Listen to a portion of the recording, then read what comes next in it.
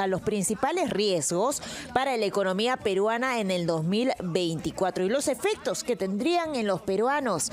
Profesor, muy buenos días. Muy buenos días. Sí, efectivamente ha salido un reporte del Foro Económico Mundial que habla de 5 riesgos muy importantes para el desenvolvimiento de nuestra economía en el corto plazo y en el largo plazo. El primero lo estamos viviendo, es la recesión. El segundo tiene que ver con fenómenos climáticos extremos. El tercero es la fragilidad de nuestro Estado. El cuarto es falta de cohesión social, se pueden generar conflictos sociales. Y el quinto, que cada vez adquiere más importancia y podemos ver lo que está ocurriendo en Ecuador, tiene que ver con actividades económicas ilícitas, ¿no? La informalidad, definitivamente. Ahora, estos 5 riesgos en orden de importancia, como usted lo ha planteado, ¿no? ¿Cómo afectan a los peruanos? ¿Qué sectores fueron más afectados, por ejemplo, en estos 5 riesgos? Okay. Cuando uno lee las encuestas de cuáles son las principales preocupaciones de la población en general, hay 2, economía y seguridad. Y tiene que ver prácticamente con 4 de los 5 temas mencionados. Economía, hay pocas probabilidades de que la pobreza disminuya nuevamente si no retomamos un crecimiento de entre 3, 5 y ojalá 6%. Y para eso se requiere inversión privada. El año pasado la inversión privada cayó en alrededor de 7%. La inversión privada es 4 veces la pública. No hay posibilidad de un crecimiento dinámico de disminución de la pobreza sin esa inversión. Y eso tiene que ver con todo este clima de inseguridad también. Por otro lado, también el tema de seguridad, cuando el Estado es frágil significa que no logra satisfacer las necesidades de la población.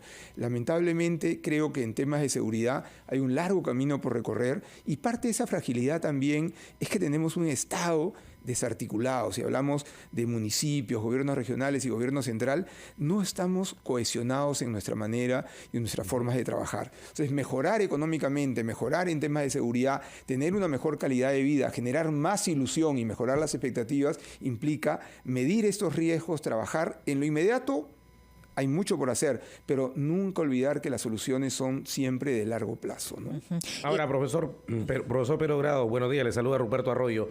Justamente en estas últimas horas hemos conversado también con el presidente de la Asamblea Nacional de Gobernadores Regionales, el señor Werner Salcedo del Cusco, y se quejaba de lo siguiente, dice, nos acusan de no gastar el presupuesto en las regiones, pero el gobierno en sus diferentes carteras gasta menos que nosotros. O sea, digamos como que se contentaba un tanto con lo que está pasando a nivel de la ejecución desde el Ejecutivo. Eso no nos va a afectar, no va a traer una factura alta en este 2024, en vez de tener estos pocos gastos y dinamizarlo para generar mayor bienestar en la población. Sí, buenos días. De acuerdo. Otra vez es ponernos de acuerdo, ¿no? Tú tienes la culpa, no, yo no soy culpable, tú eres culpable, tú eres más culpable que yo. Yo creo que acá lo importante, y en hablar de gobiernos regionales y gobierno central, a los gobiernos regionales todavía les falta infraestructura de capital humano. Entonces, algo se está haciendo desde el Ministerio de Economía y desde otros ministerios para trabajar de manera conjunta, de forma tal que se obtengan resultados en las regiones del país, y esta famosa brecha que existe en infraestructura y en capacidad de atender los servicios necesarios para la población entre Lima y provincias se pueda ir trabajando. Ponernos de acuerdo es fundamental. Es necesario retomar estas reuniones técnicas más que políticas para ver cómo se puede trabajar en provincias y cómo el Estado central, el gobierno central puede apoyar. Entonces, ahora, lamentablemente, sí, es verdad, los gobiernos regionales no gastan todo lo que tienen, y ahí hay un tema importante que tiene que ver con el canon, ¿no? Los años que ha habido precios importantes, significativos, en minería sobre todo, han habido ingresos que no han sido gastados, y esto hay toda una distribución que está en la norma que habría que ver cómo se logra incentivar o cambiar. Hay mucho por hacer, y ponerse de acuerdo es fundamental, ¿no? Definitivamente, además que este diálogo, estas coordinaciones, ¿no?, entre entidades, incluso entre organismos, instituciones, entre otros, parece que no se está sintiendo, ¿no? Actualmente hemos visto, por ejemplo, un ejemplo al respecto, que el ministro de Economía pues tiene ya ahora varios dolores de cabeza, por ejemplo, con las MIPES. No se están poniendo de acuerdo, incluso están incentivando las propios gremios, un grupo de gremios, hasta la censura del ministro de Economía. ¿El Estado está realmente trabajando o está fallando? A ver, está trabajando, pero no al ritmo ni a la velocidad que nos gustaría. Y hay muchas fallas.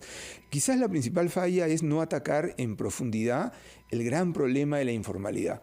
Cuando tenemos cerca del 80% de la población, y ahí podemos hablar de las MIPES, en informalidad, ¿qué significa informalidad?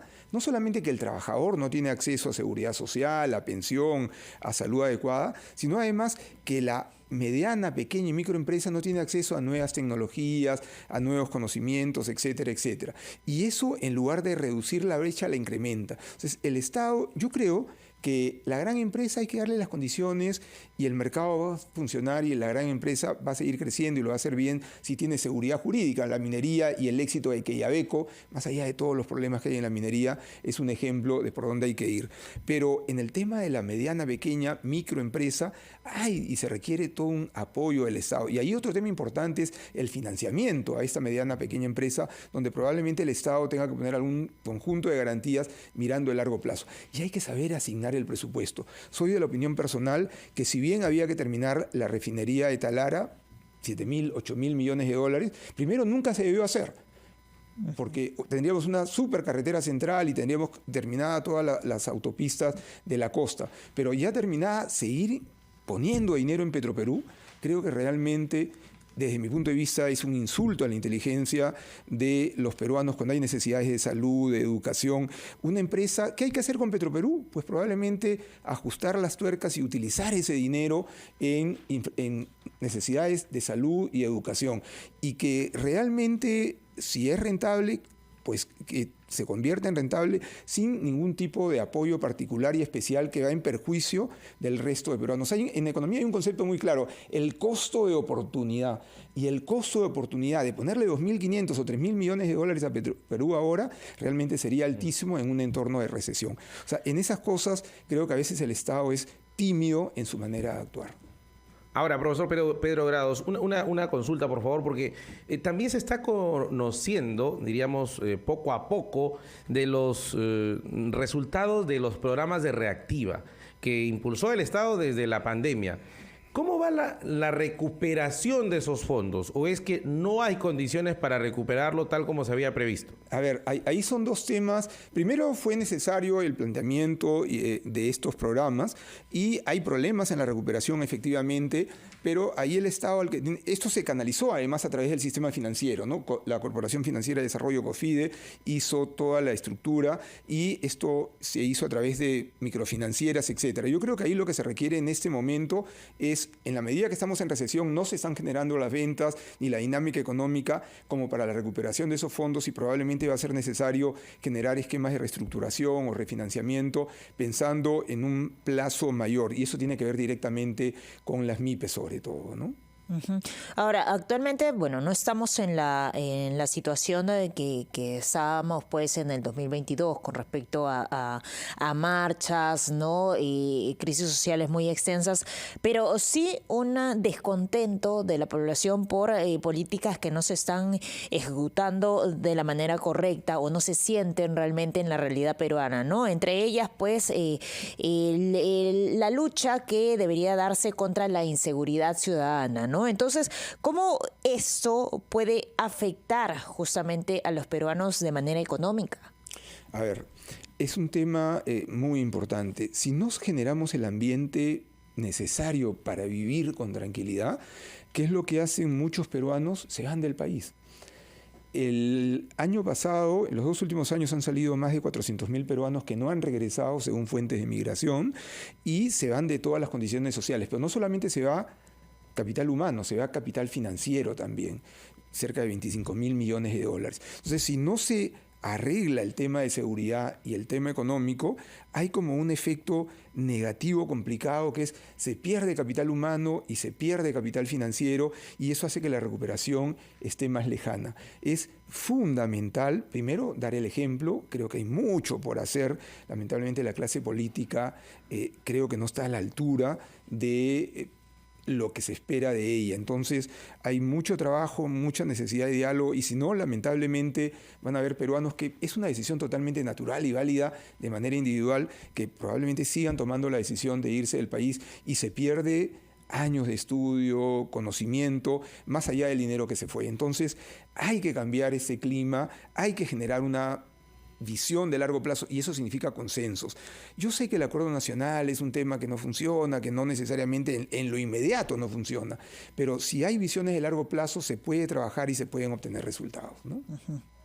Profesor, finalmente, para los que nos están escuchando en este momento, ¿cuál serían entonces un par de tips, ¿no? Dado que, a ver, no sé si tendríamos que hablar de guardar pan para mayo en medio de todo este contexto que nos está describiendo.